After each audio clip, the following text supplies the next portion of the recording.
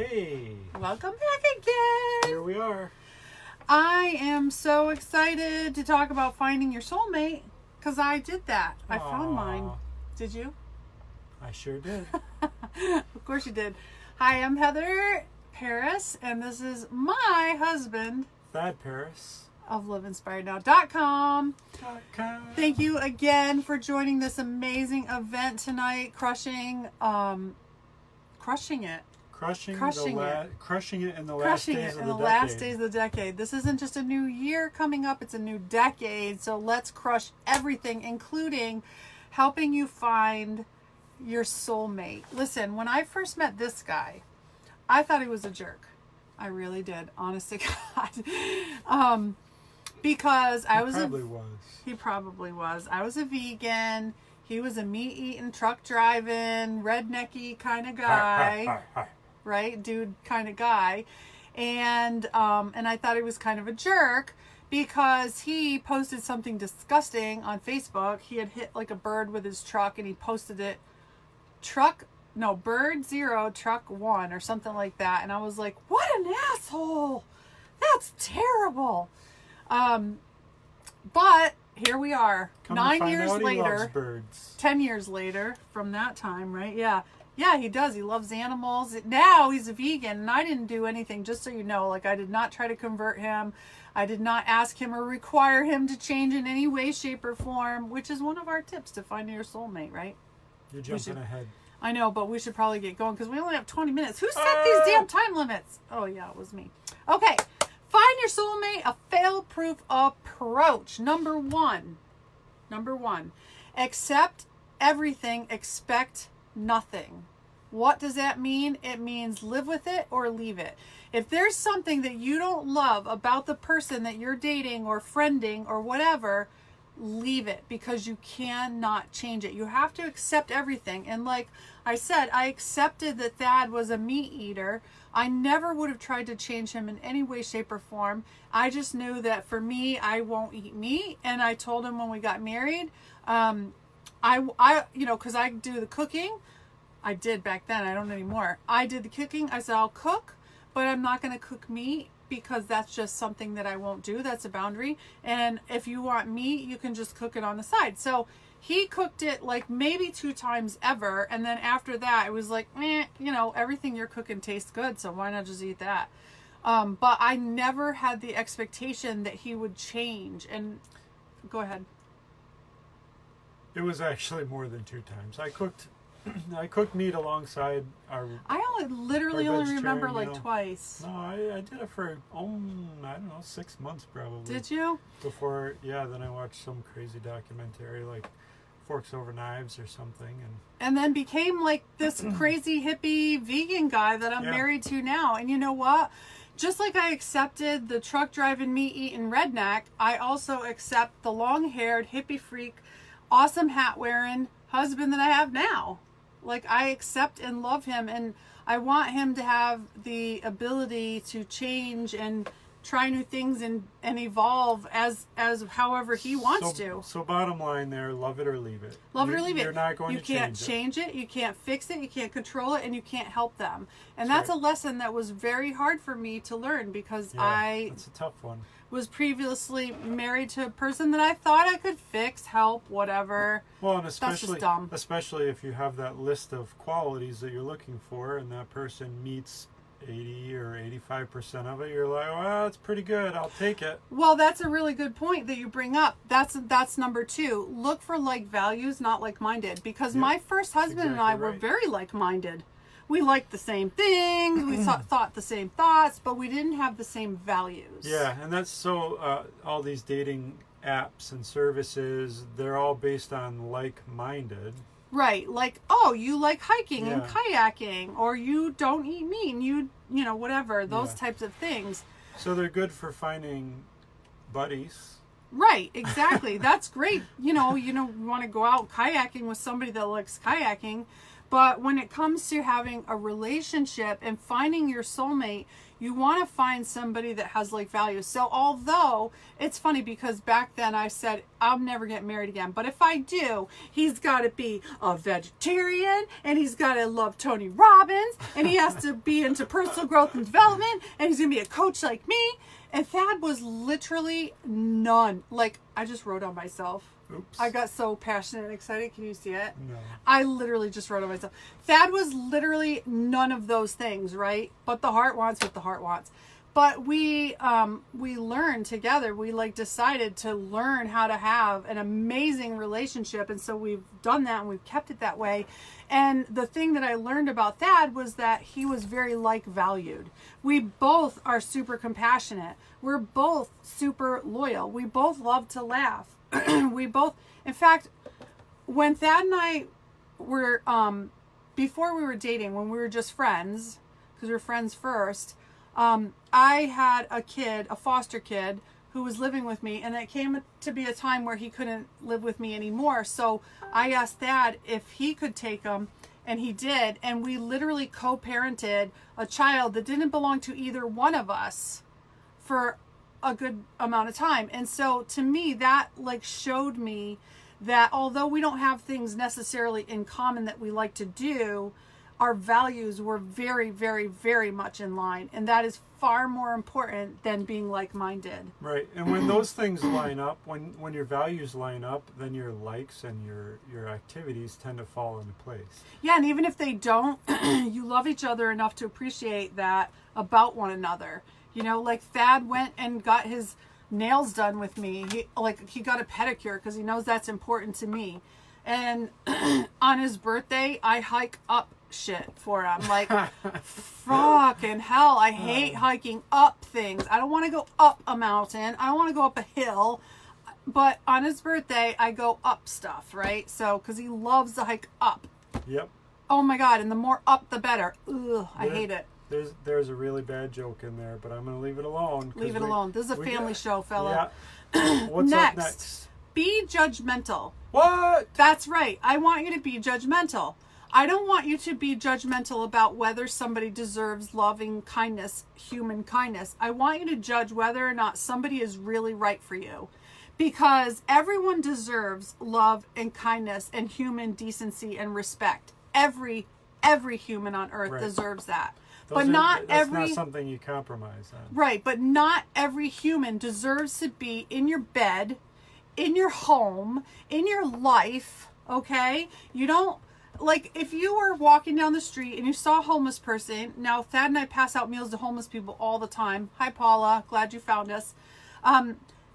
We'll definitely feed homeless people. We'll stop and talk to them. We'll offer them love and prayers and support and have a conversation and, you know, laugh with them and let them pet our dogs, things like that. But what I would not do is say, hey, why don't you jump in the car? We'll take you to our home and let you live with us.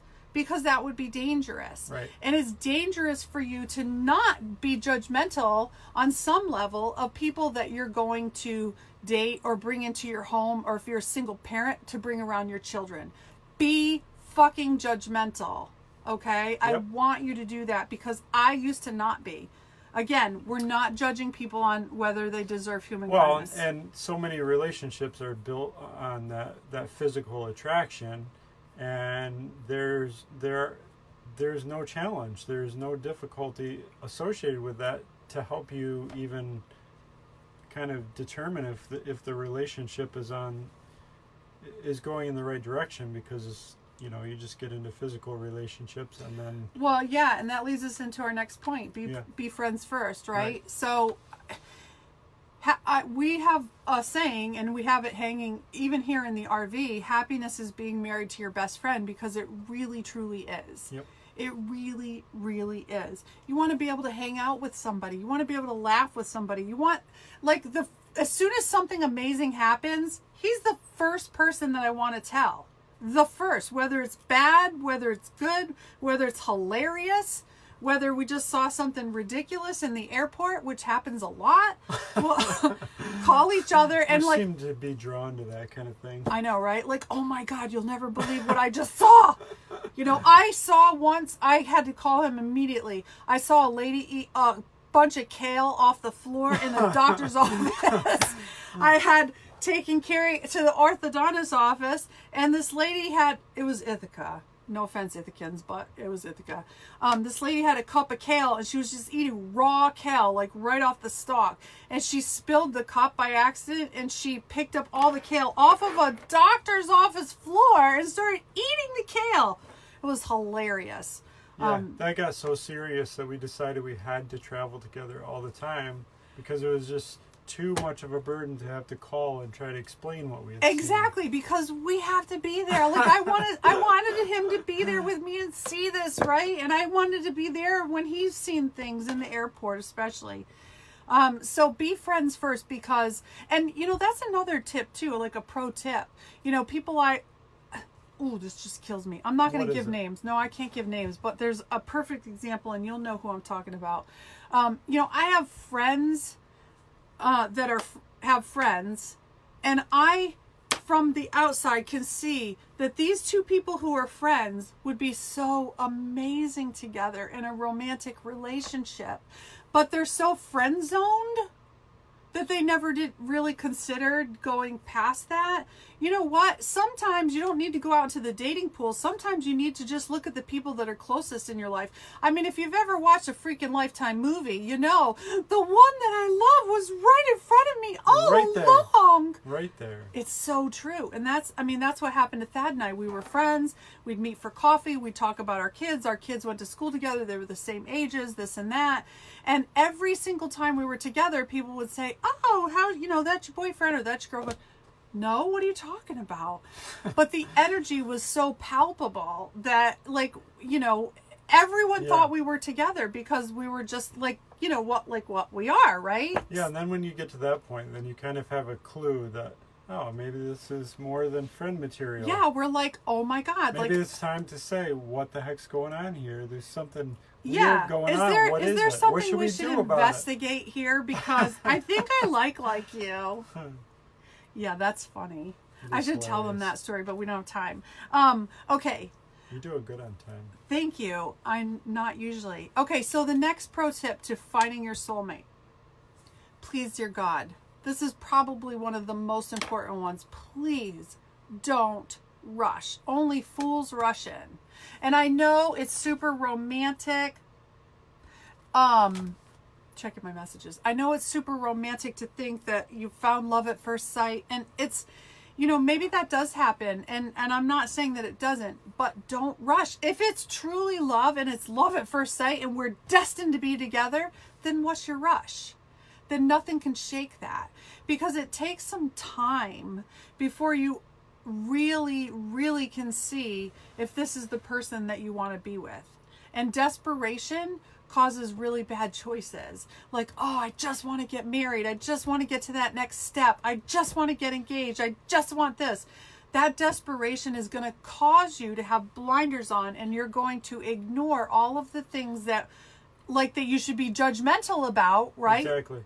Yeah. So there is one exception to that rule. You should rush right into asking questions and having serious conversations about the things that are important to you. Get to know the person at a deep level up front. Yeah. That's really what we did. We got facts. Yeah. We got right into it, digging into what was important to us, because we had both been dragged through so much that time becomes really important when you've been dragged through for a long time. And right. So both of us were tuned into that, and so we really dug right in and rushed into the serious topics. Yeah, like let's just talk about the serious shit, because I don't want to like dick around, pardon my language, right. But I don't want to dick around with anybody.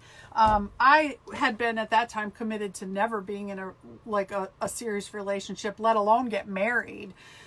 So when Thad and I realized that we were soulmates, I was like, you know, we could be soulmates all day long, but if we don't learn how to make it work, and make it sustainable, then it doesn't matter how good you are for each other. You have to learn the basics of, oh, thanks. We adore you too. We're adorable. And that's what we did. In fact, we created a whole program around that, the DIY relationship repair. Absolutely. But we're not here to sell stuff today, so whatever. But we're giving you good information. I give it to you. Yeah. Yeah, just send us a message. You know what? If you're interested in DIY relationship repair, say it in the comments. I want DIY relationship repair. Hell yeah. Yeah, for sure. I prefer that you say hell yeah, but it's whatever. Hell yeah. Hell yeah. That's Hail. Or Hill, but I don't go up, so don't put hill. Okay. That's if you're joining us just now, you got to go back to figure out what that means. All right, let's go on to the next one. 5 minutes. Is it sustainable? Is the relationship that you're thinking about or considering getting into, is it sustainable? Will you still like this person in 1 year, 5 years, 10 years, or 30 years? Is that little weird habit thing that he does still going to be... I can't believe you do that. He does this mouth noise all the time, right? Which is hilarious and it cracks me up. But he does it and he forgets that people don't know that he's doing it. So if he's in another room and he does that, do it, people think he's farting. It's just so stupid. It's hilarious. But anyway. Back on track. Right. Is that 1 something... year, 5 years. That's hilarious today, but in 5 years you're going to be like, don't you dare do that when we're at the school play with the kids. That's embarrassing or whatever. Like, know your own self. Is that something that you're going to be able to put up with? Like, is that okay with you? And if it is, you better damn well say, this is what I want people to say. Yes, this is okay with me right now. And then I want you to say, yes, this is okay with me for the rest of my life. If that makes you shudder, maybe it's really not. Mm-hmm. If you can say, yeah, this is great for me for the rest of my life. Are you kidding me? I'd be thrilled. Then great.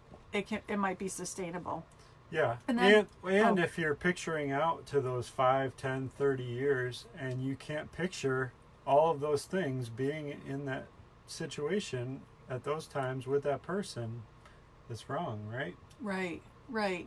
It's wrong, right? That's right. Interesting. You're right. I don't know. I got confused.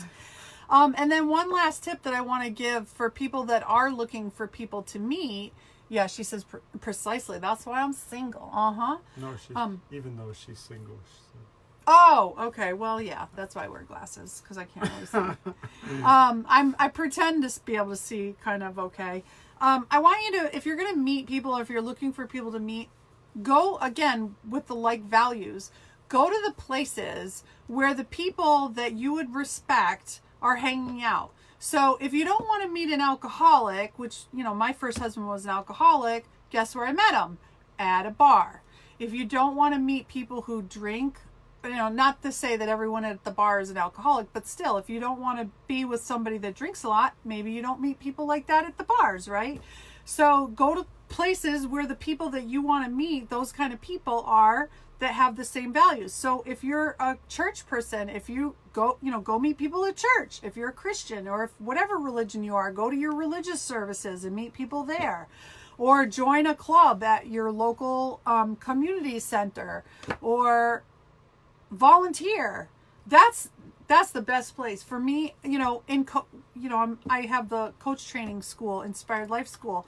And one of the things that I require of every single student is that they do volunteer work, just 1 hour a month, which is literally nothing, right? And you can do anything for that volunteer time. I don't care if it's just go visiting with your elderly grandparent and spending some time with them, but you all have to volunteer. And the reason is because when you put yourself in a place of service, just like we're all giving of our time this evening, it opens up an abundance of opportunities to you. And when you go Starbucks, yes, absolutely. I'm a Starbucks junkie. I love it. So yeah, who do you want to meet at Starbucks? Maybe other entrepreneurs, maybe people that are there using the internet and working. Maybe you're a student. Or people that just appreciate good hot drinks. Yeah, or a barista. I don't know. Maybe you got your heart set on somebody who loves to make a mean cup of coffee. There you go. I don't know. But think about the places, think about the values. So here's the questions that I want to leave you with. Number one, what do you value most? Not not the like-minded stuff, the like-valued. What do you value most? Is it compassion? Is it kindness? Is it loyalty? Whatever it is, write down your top 3 values and then think about where people who have those values hang out. So I like compassion and giving because I've always been a philanthropist. So I would go looking at places like, maybe a school or a hospital where people volunteer. Like I used to volunteer at the VA hospital. So, you might meet people where you volunteer. Yeah, and you can fact check that too. Just go back to previous relationships and look through. Right. Where did you meet those people? And what values did you share, if any? What values were they demonstrating as a result of where they were and who they were with? Right, exactly. That is our time. I want to honor our time because